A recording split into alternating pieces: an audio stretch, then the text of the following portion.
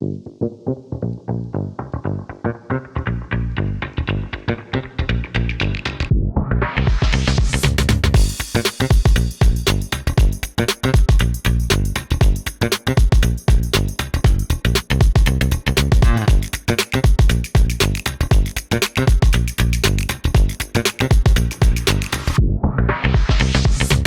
going on, guys, and welcome to another video. I feel like I'm a little bit late to the game showing my training shoes for 2023, but it's a topic that continued to come up recently, so I said, why not? Better late than never. I'm going to break this up into 5 different shoes that I currently rotate just depending on what I'm doing. We're going to have a road shoe, mountain shoe, hybrid shoe, strength training shoe, and then a recovery shoe at the end. For each shoe, I'll talk a little bit about like the purpose behind them, what's the function, why I use them, and just some additional notes just around why I currently like these shoes and things that I look for when picking a shoe. So to kick things off, I'm going to talk about my road and treadmill shoe, which is the New Balance 1080 Fresh Foams V12. So I've been using these shoes for roughly about 2 years here. The reason why I use them is because they do provide a good amount of cushioning and it gives that additional support that I need to reduce the impact from the cement. I like this New Balance shoe because it does have a wider toe box to support my foot, and I decided to go with a shoe that does not have a carbon fiber plate. I'm not a fast sprinter and road running just simply is not my main sport. I think if I was focused specifically on like half marathons or marathons on the road, that I would pick a shoe with a carbon fiber plate, but because my focus is around mountain running and OCR, that I don't really need that carbon fiber plate. One of the main questions that I get all the time is, why don't you run in a minimalist shoe? Some of the feedback that I would receive is that our ancestors ran in sandals or barefoot, but if you really think about it, did they run on sidewalks and cement? The second piece to that is that they were running barefoot from day one, and that's something that has helped build durability in their tendons and their bone to be able to sustain the volume that they were doing since they were born. Now, I'm not saying that we wouldn't be able to get to a point where we could run in minimalist shoes or barefoot, but it would take a long time to undo the work that you have done and rebuild your body in a way that it's never been used before. Most of the people that I see trying to go down this route and then add additional volume tend to get hurt because it isn't monitored closely. So I'm not saying that it's impossible.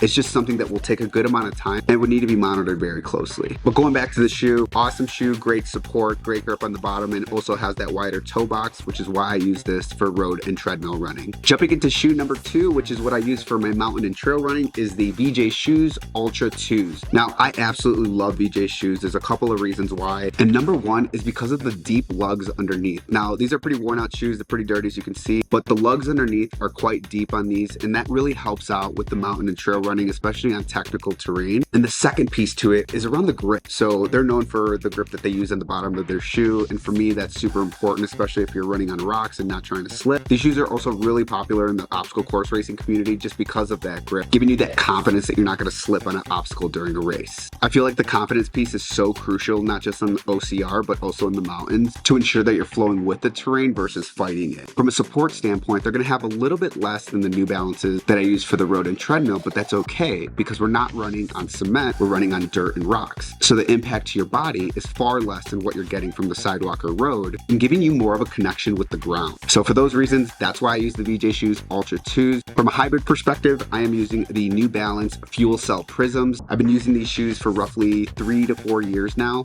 Same model, have not changed them. And these shoes are specifically used for hybrid racing. So this would be for any kind of like Hyrox or Deca event or any kind of workout that's combining strength and running. The reason why I love these shoes is because they give you just enough cushioning to get a response when you hit the ground. And they also give you that wider toe box to support my feet. So while they may not have as much support as the 1080s, for me, that's okay because any type of running that I would do in like Hyrox, Deca, or that type of workout is going to be a far shorter run than I would do on any type of endurance event. This shoe does not have a carbon fiber plate, and I'm totally cool with that because I do want to have some kind of connection with the ground. And for shoe number 4, which is for strength training, I use the New Balance Minimalist. I'm sure you could pick up a trend here that I am a big New Balance fan. The reason why I use a minimalist shoe for strength training is because I want to use this time not only to build muscle, but also build the muscles within my feet. I'm not going to get any of that strength building from my running shoes, so I want to make sure that I'm countering that within my strength training sessions. So by using a minimalist shoe, not only am I building muscle, but I'm also working on my stability and my balance. And that is because I have a full connection with the ground and no cushioning underneath the shoe to disrupt that. By developing my stability and balance, not only is this helping me in my mountain running by running on technical terrain, but it's also helping me with day-to-day life from a functional standpoint. So again, for strength training, you love minimalist shoes. There's other brands out there. For me, I absolutely love love the New Balance ones. The other piece that I didn't mention is they have that wider toe box to support my foot. So that would be something to think about too when picking the shoe that fits you best. And for shoe number 5, we're going to talk about UFOs. I absolutely love UFOs from a recovery standpoint. Reason why is because their technology is across their entire product line, whether you're using a sandal staying at home or shoes that you need to wear if you're on the go running errands or just day-to-day life. The technology behind these shoes give you that full support to make you feel like you're walking on clouds and really reducing that impact when you're not training. I'm going on 3 years now of wearing UFOs during my recovery time and absolutely love them. So when thinking about picking a shoe, I think about a couple of things. Number 1, what is the purpose? What are you using these for? 2, what type of support are you looking for? Are you looking for something to reduce impact or something to have more of a connection with the ground? Number 3, do you need a wider or a narrow shoe? And number 4, how do they feel and how do they fit your foot? I mentioned this in one of my posts last week on Instagram that one of the best ways to figure out what shoe fits you best is to go to one of those running stores where they have platforms where you can stand on top and it shows the pressure underneath your feet, or they'll have like a treadmill that will look at your gait, how you strike the ground, and from there the associate could help pick out a shoe that fits you best, or at least provide some options so you can choose for yourself. So there you have it. Those are my training shoes for the 2023 season. If you have any questions or concerns, please leave them in the comments section below. If there are different topics that you want for me to cover or have any questions around why I choose certain shoes or any questions around training, be sure to leave me a message. I appreciate you watching, and we'll catch you in the next one.